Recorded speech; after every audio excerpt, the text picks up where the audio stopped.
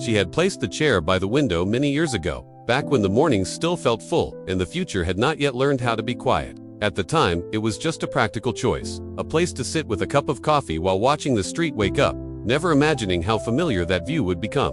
The window faced east, and every morning the light arrived gently, spilling across the floor in the same slow way, touching the chair before anything else. She liked that detail, even now, because it felt like the day was greeting the chair first, as if it mattered.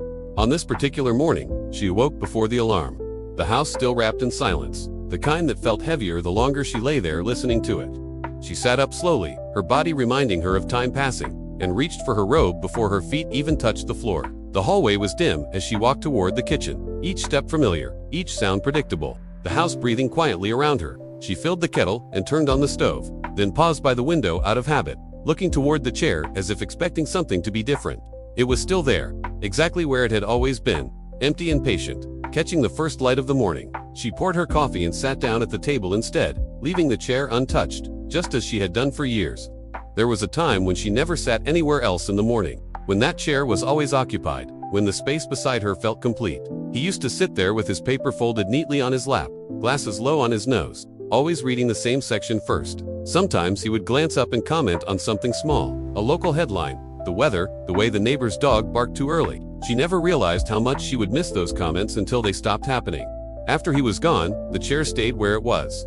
Not because she planned it that way, but because moving it felt like erasing something that still existed. At first, people noticed. Visitors would hesitate when they saw it and ask if someone else was joining her, their voices careful, their eyes avoiding hers. She would smile politely and say no, and after a while, people stopped asking. The chair became invisible to everyone except her. Years passed quietly, measured not by calendars but by routines that never changed. Every morning the light touched the chair, and every morning it remained empty. She cleaned around it, dusted it, and made sure it stayed in place, as if it were part of the structure of the house itself. Some days she told herself it was just a chair, nothing more. But other days she felt as if it were holding something fragile she was not ready to touch. One afternoon, while tidying the living room, she noticed a thin layer of dust on the seat, something she must have missed before. She wiped it carefully, slower than necessary, her hand lingering just a moment longer than usual. The fabric felt worn in the center, shaped by years of use, shaped by a body that was no longer there. She sat down in the chair without planning to, surprised by how natural it felt, surprised by how wrong it felt at the same time.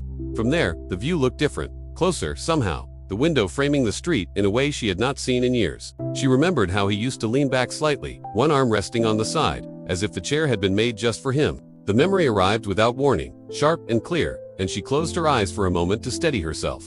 For a long time, she had avoided sitting there, believing that if she did, the weight of the absence would be too much to carry. But sitting there now, she realized the weight had always been there, waiting patiently. That evening, she left the chair where it was and went to bed feeling unsettled, as if something she had been holding at a distance had taken a step closer. Sleep came slowly, and when it did, she dreamed of mornings that felt warmer than this one. The next day, she sat in the chair again, just for a few minutes, telling herself it was only because the light was better there.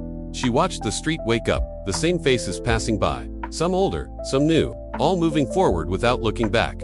From that seat she could see things she had not noticed before, small details that made the world feel both familiar and distant. She realized then how many mornings he must have spent watching quietly, thinking thoughts he never shared. As the days went on, sitting in the chair became part of her routine, something she looked forward to without admitting why. She began to speak softly while she sat there, sometimes about nothing at all, sometimes about things she had never said out loud. She told him about the changes in the neighborhood, about the old tree down the street that finally came down in a storm. She told him about how quiet the house felt in the evenings, about how the silence sounded different than it used to. The chair did not answer, but it did not feel empty in the same way anymore. One afternoon, her daughter visited and noticed the chair right away, pausing as if unsure whether to mention it. "You've kept it," she said gently, and her mother nodded, not trusting herself to explain. The daughter did not suggest moving it, and for that she felt grateful. After her daughter left, she sat in the chair again, feeling something loosen in her chest. She realized then that the chair had never been about the space it occupied, but about the space it protected.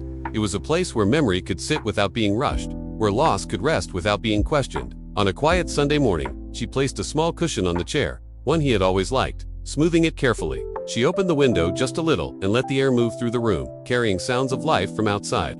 From the chair, she could hear children laughing down the street, a sound that felt distant but comforting. She thought about how many years she had walked past this chair without really seeing it, afraid of what it represented. Now she understood that avoiding it had not made the pain smaller, only quieter. By sitting there, by letting the light find her in that spot, she was not reopening a wound, but allowing it to breathe. That evening, instead of turning off the light early, she stayed by the window a little longer, watching the sky change colors. She imagined him sitting there, not as a memory frozen in time, but as a presence woven into the room itself. The chair no longer felt like a reminder of what was missing, but of what had once been full. When her granddaughter visited the following week, she climbed onto the chair without hesitation, curling up by the window. "It's comfy here," the girl said, smiling, and the woman felt tears rise unexpectedly.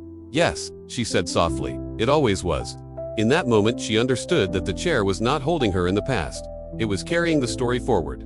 Some spaces remain empty, not because they are forgotten, but because they are waiting. Waiting for us to notice them again. Waiting for us to sit down. Waiting for us to remember without fear.